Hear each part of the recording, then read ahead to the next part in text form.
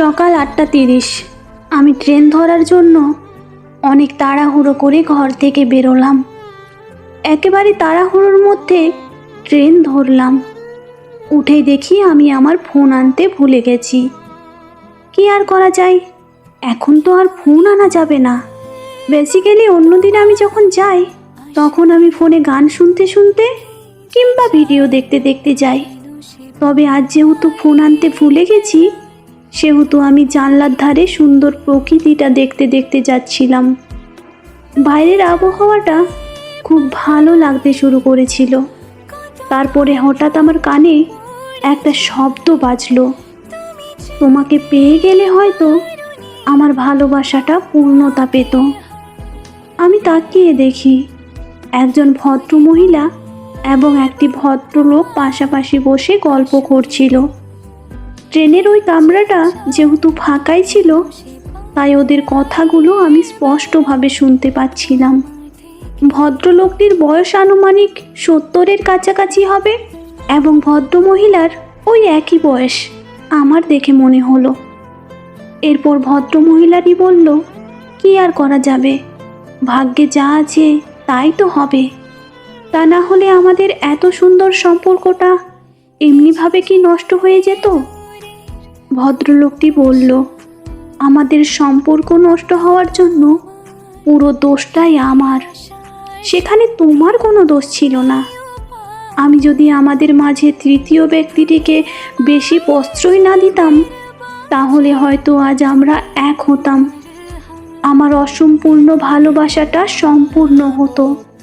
তুমি তো আমায় কতভাবে বোঝানোর চেষ্টা করেছিলে, তুমি কোনো ভুল করনি, কোনো দোষ করনি, তোমার নামে ষড়যন্ত্র করা হচ্ছে।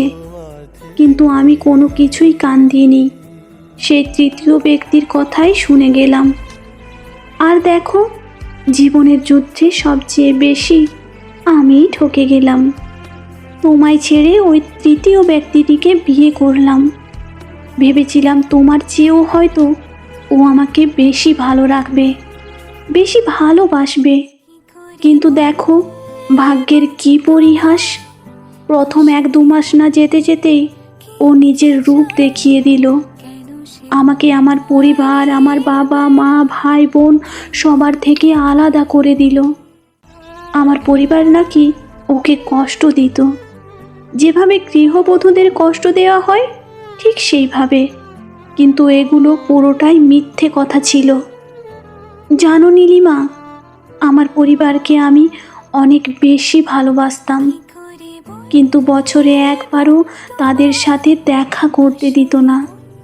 লুকিয়ে দেখা করলে যদি জানতে পেরে যেত, তবে অনেক অশান্তি, ঝগড়া, ঝামেলা করত। আমি তো পাপ করেছিলাম, তোমাকে ঠকানোর পাপ। তাই সৃষ্টিকর্তা আমাকে কোনো দিন ভালো থাকতে দেয়নি। ওসব ছাড়ো তুষার, ভাগ্যে যা লেখা আছে তাই তো হয়েছে। আমি তো আর কোনো পাপ করিনি। তবে আজ আমায় কেন বৃদ্ধাশ্রমে যেতে হচ্ছে? কেন বাড়ির সকল মানুষ থাকা সত্ত্বেও আমাকে একা করে দেওয়া হলো? তোমাকে পাইনি, কিন্তু একজন ভালোবাসার ও ভালো রাখার মানুষ তো পেয়েছিলাম। অসময়ে তাকেও তো সৃষ্টিকর্তা আমার কাছ থেকে কেড়ে নিল। যাকে ভালোবেসেছিলাম তাকেও পাইনি, এবং যার সাথে বিয়ের বন্ধনে আবদ্ধ হয়েছিলাম তার সাথেও ভালো করে সংসার করতে পারিনি। সন্তান জন্ম দিলাম, কিন্তু ঠাঁই হলো সেই বৃদ্ধাশ্রমে। আর যাকে ভালোবাসলাম সেও সারাটা জীবনের জন্য প্রাক্তন হয়ে থেকে গেল। না, তুমি আমার ঠিক প্রাক্তন না, তুমি আমার না পাওয়া এক গভীর ভালোবাসা, যার সাথে আমি জীবন শুরু করেছিলাম এবং বৃদ্ধাশ্রমে তার সাথেই আমি জীবন শেষ করব। হয়তো একে অপরকে পাবো না, কিন্তু একে অপরের সঙ্গ দেব। আমার স্টেশন চলে এলো, এরপর আমি নেমে গেলাম। কিন্তু কখন নিজের অজান্তেই এতটা দূরত্ব পথ কেটে গেল আমি বুঝতেই পারলাম না। ভদ্রলোকটি এবং ভদ্র মহিলাটির কথোপকথনে আমার মন কেড়ে নিয়েছিল। বারবার মনে হচ্ছিল আমার স্টেশন যদি একটু দূরে থাকতো তাহলে হয়তো আমি ওদের সাথে আর একটু সময় কাটাতে পারতাম। আজকাল যেখানে ভালোবাসা দেখতেই পাওয়া যায় না, যেখানে মিথ্যা নাটক এবং মিথ্যে অভিনয়ে ভরা পুরো দুনিয়া, সেখানে এমন ভালোবাসা দেখতে পাওয়া সত্যিই ভাগ্যের ব্যাপার।